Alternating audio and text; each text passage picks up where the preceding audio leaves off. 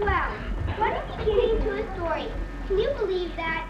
Well, I'm sorry we have to start this story with such a terrible event as a mother and father being swallowed up by an escaped rhinoceros. But I just have to tell you, it's because of this event that this story happened. You see, life was really great for our hero, James Henry Trotter, until this happened to his parents. Now, well, he was sent away to live with his two aunts, Aunt Sponge and Aunt Spiker. I'm sorry to point out, but I must, that they were both really horrible people. They were selfish and lazy and cruel. And right from the beginning, they started beating poor James for almost no reason at all. And they certainly never called him by his real name, and always referred to him as, "You miserable creature, you disgusting little beast, or you filthy miserable." Then there came a morning when something rather peculiar happened to him. It all started on a blazing hot day in the middle of summer. Aunt Sponge, Aunt Spiker, and James were all out in the garden. James had been put to work, as usual. This time he had been chopping wood for the kitchen stove. Aunt Sponge and Aunt Spiker were sitting comfortably nearby, sipping tall glasses of lemonade, and watching him to see if he didn't stop work for one moment. Let's take a closer look at what happened.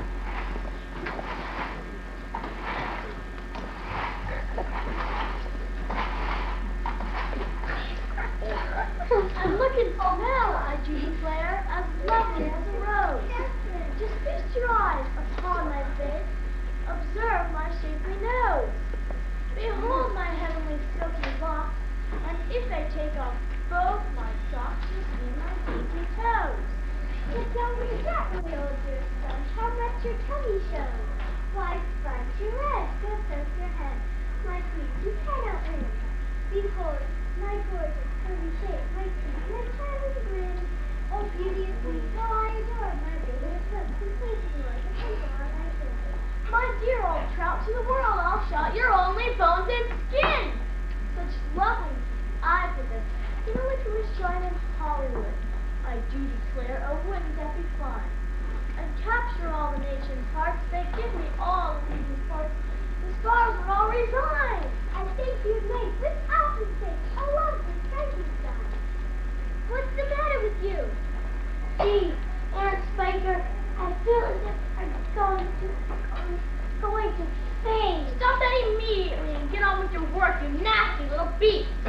Oh, Auntie, what a nasty Spiker. Didn't we all, just for once, go down to the seaside on the bus? Or is it dark until it's so hot and awful and gloomy? Why, you lazy, good-for-nothing brute! Beat him! I certainly will. I shall beat you later on in the day when I don't feel so hot, and I'll get out of my sight, you disgusting little worm, and give me some peace. It was at this point that the first thing, the rather peculiar thing, happened to James.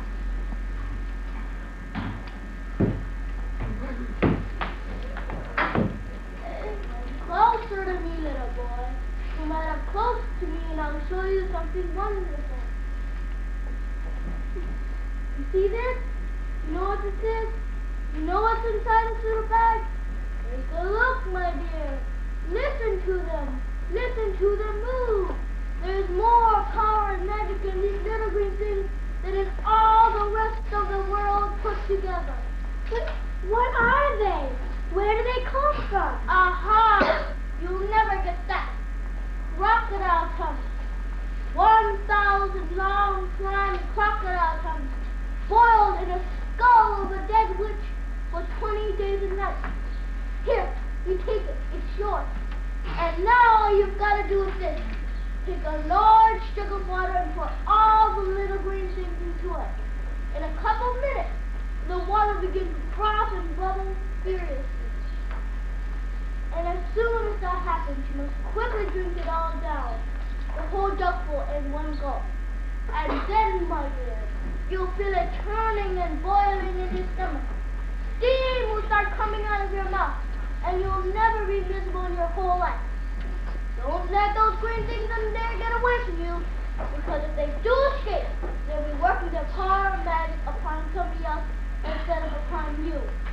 Whoever they meet first, be it a bug, insect, animal, or tree, that will be the one who has the full power of their magic. So hold he goes. Now's the time.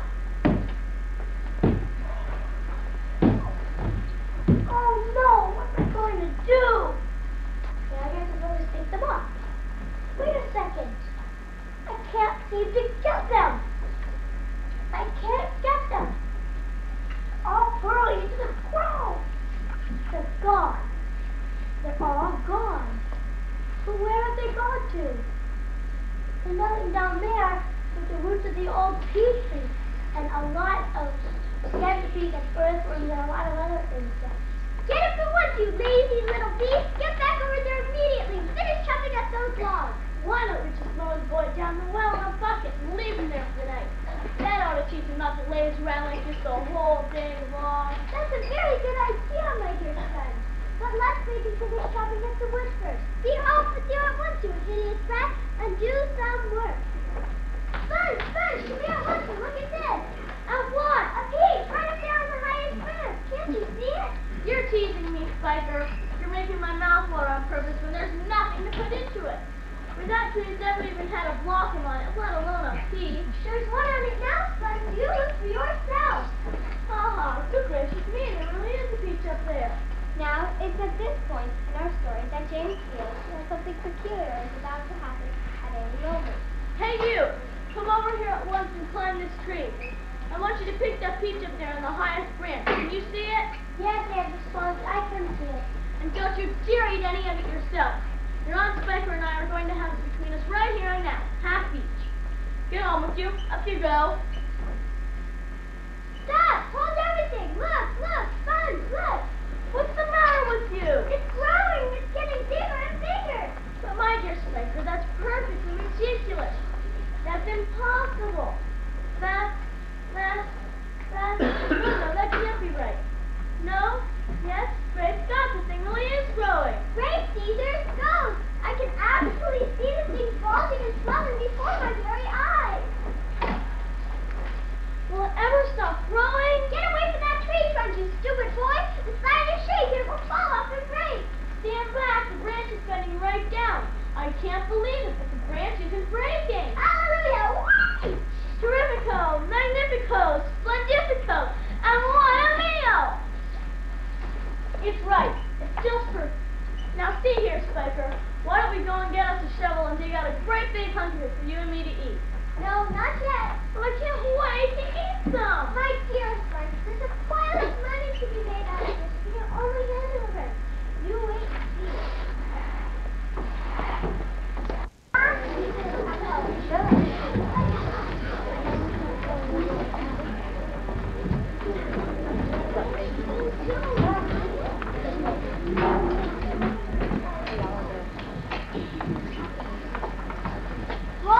Roll up, only 10 cents to see the giant peach. Half price for children under 2 weeks old. One at a time, please. Don't push. You're all going to get in. Hey, you, come back here. You haven't paid. It'll cost you double to bring in a camera. All right. We don't care.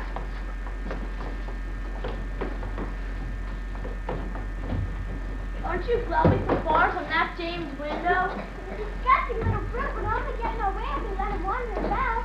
Can you believe that he complained that he was lonely just because he hasn't met any other children for years and years? What a nerve! Here we are, just about to become millionaires, and the only thing we can think of is himself. Gee, Spiker. Gee, Spiker, it's getting late. Maybe we should close up for tonight. Maybe you're right, Sponge. We'll get the grass to clean up the mess out here. He'll probably be hungry since he hasn't had anything to eat all day. Well, he better not ask. We're too busy to make food. We have to count our money. Better call him to make sure the worm isn't asleep. Creep, rat, wake up, Twerp. We have something for you to do immediately.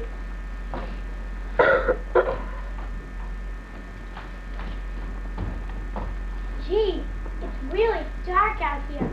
I don't even hear a sound. Strangely quiet. Boy, am I hungry.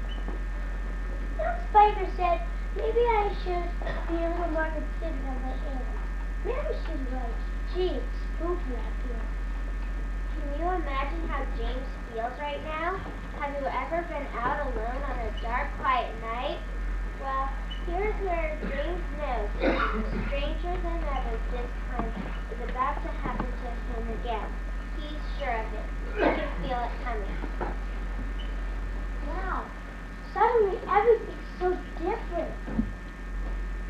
What's this? I don't believe it. There's a hole in the side of the peach. Wait a minute. There you go. That's a hole. It's a tunnel. Ouch. What's this? I thought I know that book. This must be a peach stick. Oh, here's a door. There. Slug open. What's this like? Who's here? We've been waiting for you. Oh, no! No! I'm hungry. I'm famished. So am I. Oh, we're all famished. We need food.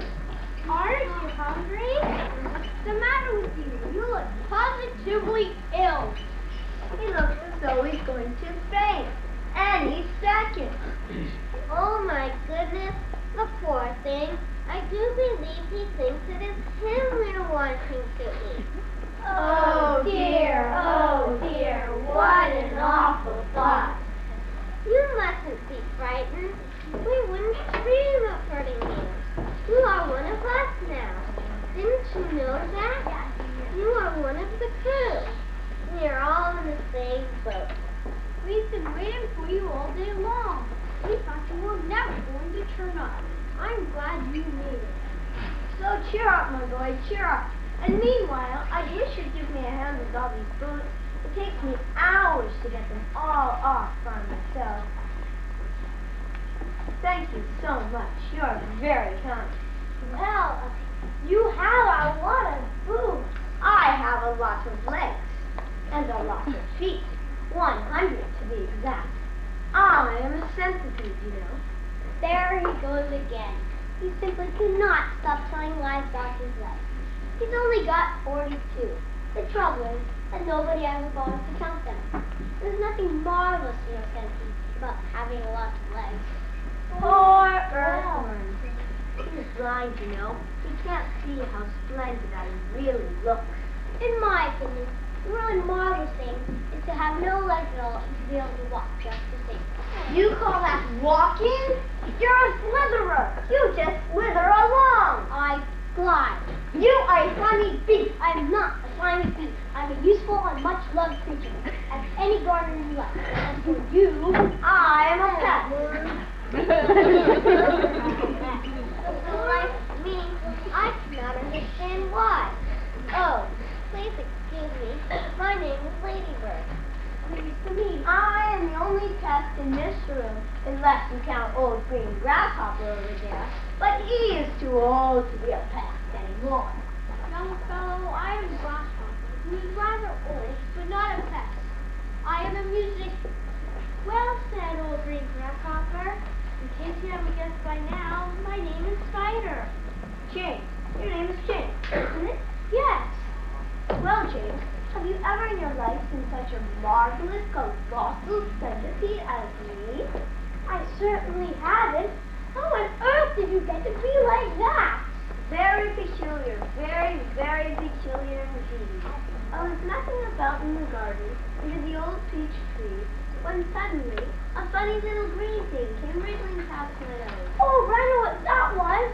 It happened to me, too. And me. Suddenly there were little green things everywhere. The soil was full of them. I actually swallowed one.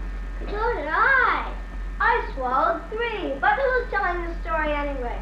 Don't interrupt. Not now, centipede. Why don't you get to the top and get started? What's going on? In case you don't know it, we're about to flirt to the top of this ghastly hill which we've all been living on for so long. We're about to roll away into this great, big, beautiful beach to land Of what? Never you mind. But nothing could be worse than this desolate hilltop and those 2 repulsive ants of yours. You may not have noticed this, but the whole garden, even before it reaches the steep edge of the hill, happens to be on a steep slope. And therefore, the only thing that has been keeping the keeps rolling away right from the beginning. It's the thick stem attaching it to the tree. Raise the stem and off we go. I've done it. We're off. The journey begins. And who knows where or when. You have anything to do with it. It only means trouble. Nonsense. We are now about to visit the most marvelous places and see the most wonderful things. Isn't that so, Centipede? Yes.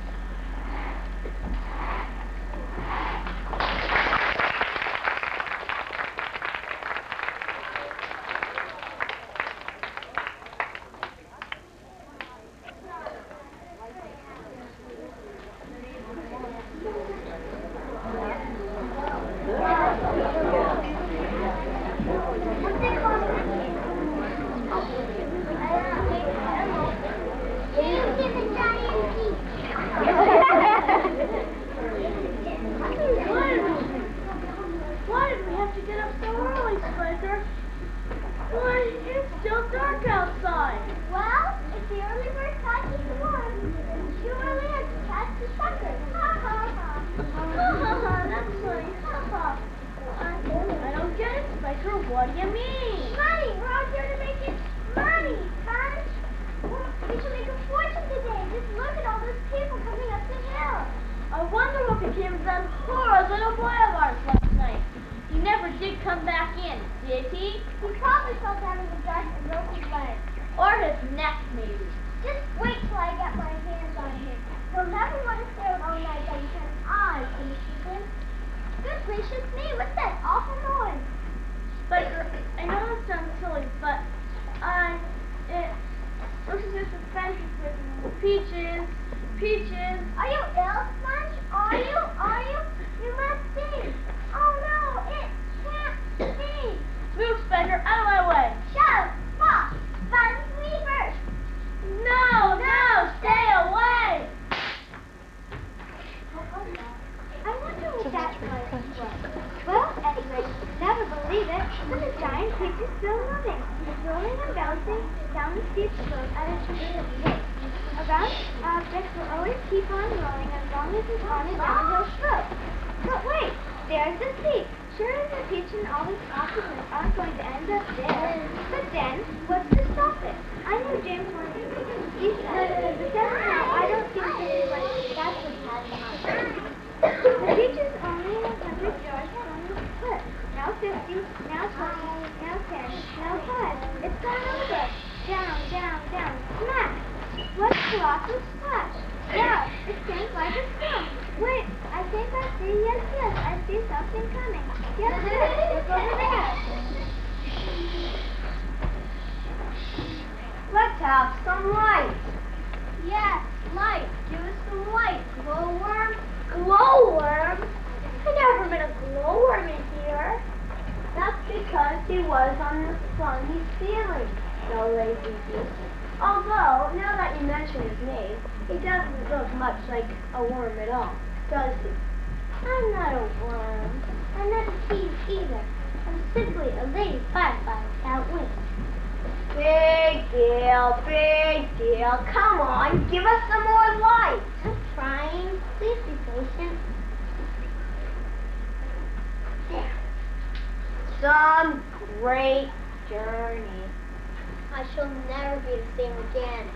Nor I. It has taken years off my life.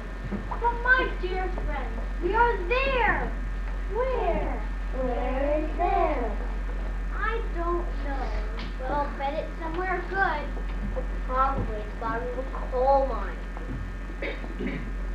Perhaps we are in the middle of a beautiful country full of songs and music. Or near the seaside. There's lots of other children down in the sands for me to play with. Pardon me, but am I wrong in thinking that we seem to be bobbing up and down? Bobbing up and down? What on earth do you mean? You're still dizzy from the journey. Is everybody ready to go upstairs now and take a look around? Yes, come on, let's go. I refuse to show myself in my bare feet. Oh, for heaven's sake, let's not go through all that nonsense again. Let's all let it begin and get it over with. And while you're doing that, I'll make a ladder to help us get out. Okay, we're done. Here we go, boys. The promised land. I can't wait to see it.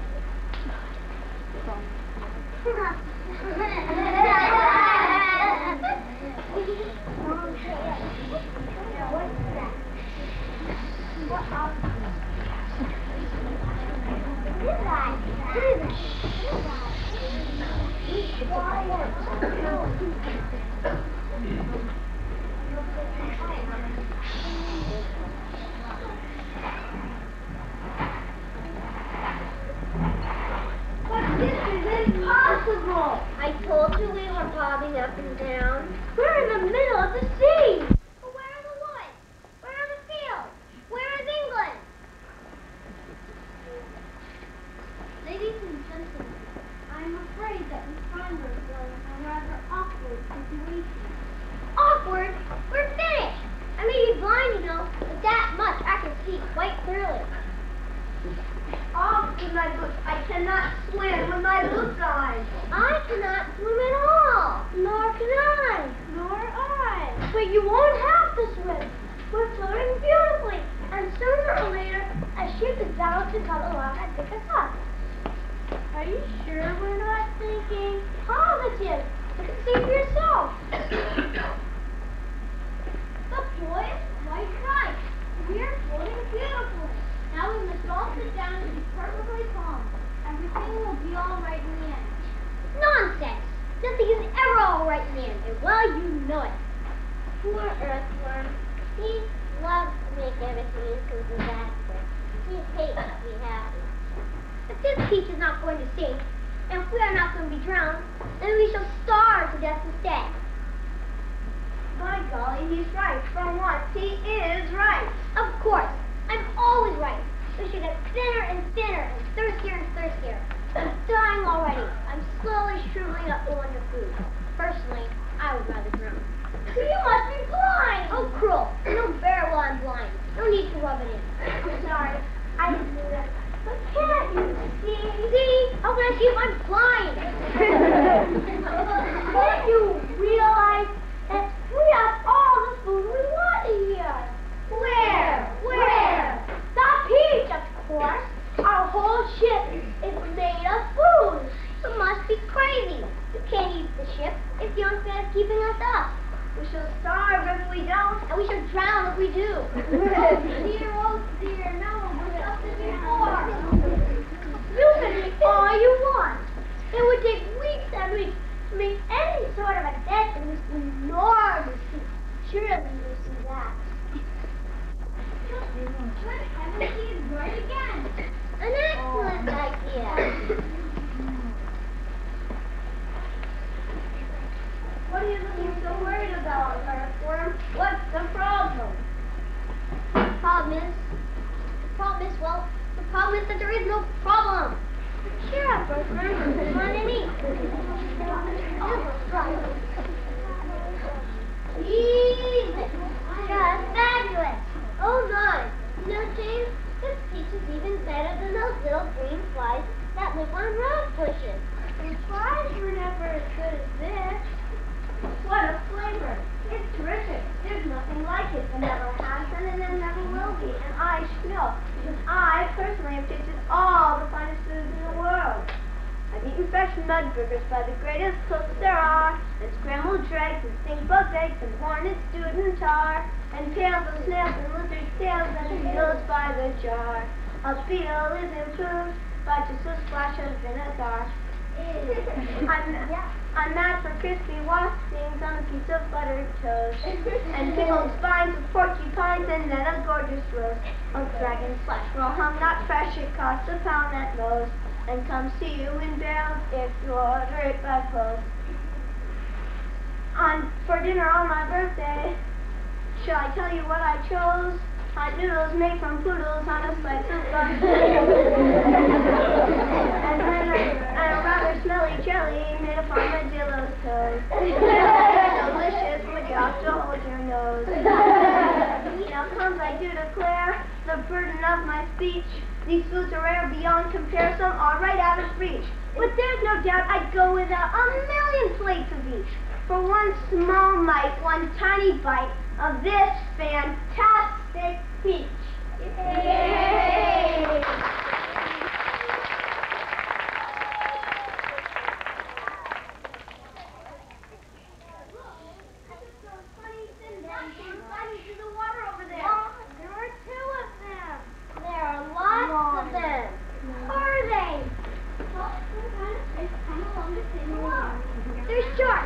I'll bet you anything you like the sharks will come along to eat us up.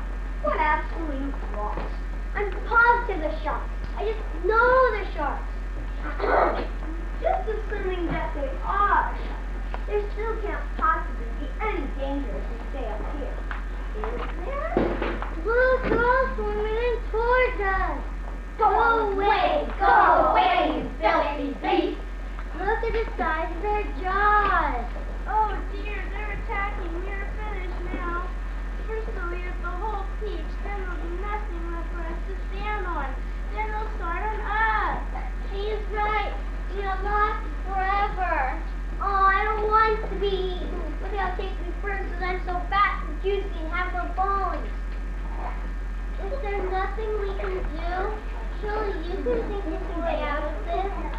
Think, James, think. Come on, James, there's nothing we can do. There is something we might try. I'm not saying they were. Tell us quickly. We'll try anything, James, but hurry. Be quiet and let the boy speak. Come on, James. How are you going to do it? I was afraid no good after all. I forgot. We don't have any string. We need hundreds of yards of string to make this. But my dear boy, that's exactly what we do have. How? Where? The silkworm. Didn't you ever notice the silkworm? She's still downstairs. Yes, she never moves. She just lies there sleeping all day long. And we can easily wake her up and make her sing. And what about me, may I ask? I can spin just as well as the silkworm. What's more, I can spin patterns. Can you spin it up between you? As much as you want. And quickly? Of course. And what are the strong? The strongest there is. But why? What are you going to use it for? I'm going to lift this beach clear out of the water. You're mad. I only can. Go on, James. How would you do it? Seagulls. The place is full of them. I'm going to take a long silk string and loop it around a seagull's neck. Then I'll take the other end and tie it to the beach stem. Then I'll do the same thing with another and another. Ridiculous! Poppycock! Follow the dash! Madness! How could a few seagulls with an enormous thing like this up into the air and all of us as well? There is no shortage of seagulls. Look for yourself. We might need even 400 or 500, maybe even 1,000. I just keep on hooking onto the stem until we have enough. It's like balloons. If you give somebody enough balloons to move, I mean really enough, then up they go. And a seagull has far more lifting power than a balloon. But if you only have the time, you're absolutely off your head. How on earth you propose to get a loop of string around a seagull's neck? I suppose you're going to fly up there and catch it yourself. So boys, stop! Let him finish. Go on, James. How would you do it? With bait. What sort of bait? Worms. Seagulls love worms. Luckily for us, we have right here the biggest, fattest, juiciest. You can stop right there.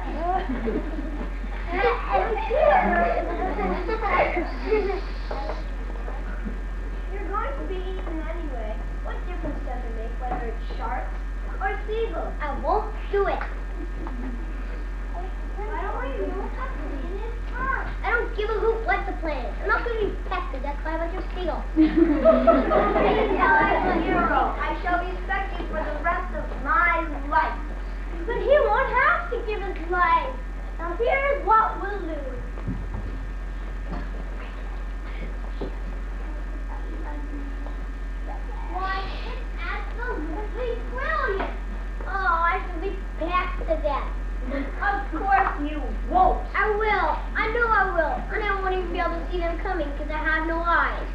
I won't let them touch you. Honestly. But we have to hurry. Look.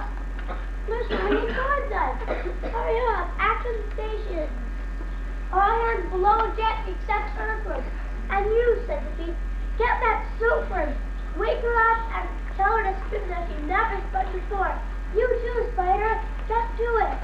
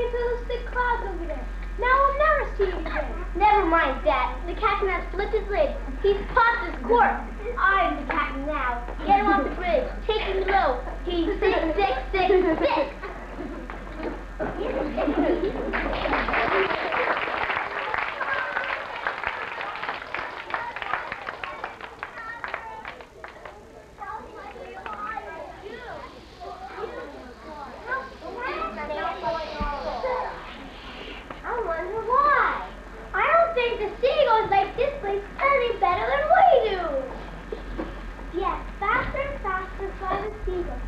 Give me a across the sky at a tremendous pace, with a peach trailing out behind us. Fearfully they stood in silence, waiting for the sound and watching it as it comes slowly away. Look, there's land below. He's right. Hooray! Hooray! It looks like streets and houses. But how enormous it all is. But what tremendous tall buildings they are. I've never seen anything like them before in England. This couldn't possibly be England. You know what those are? Those must be skyscrapers. And you know what that means, my friends? That means that we have crossed the Atlantic Ocean overnight. It's incredible. It's unbelievable. It's not possible.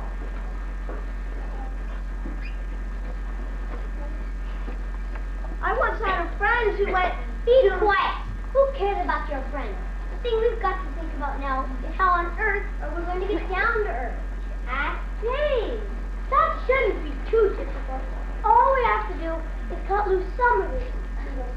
Mind you, not too many, but just enough so the sailor can't quite keep us up. Then down we shall go, slowly and gently until we hit the ground. I must polish my boots before we arrive. For heaven's sake, can't you ever stop thinking about your...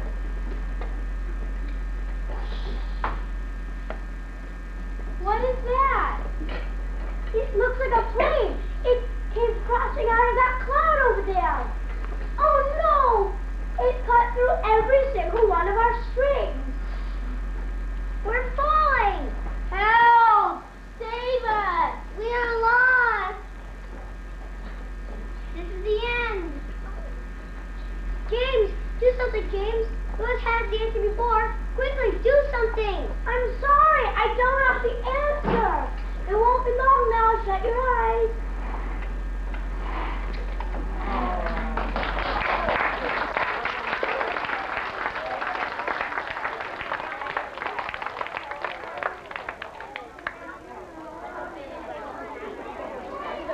Bye, everybody.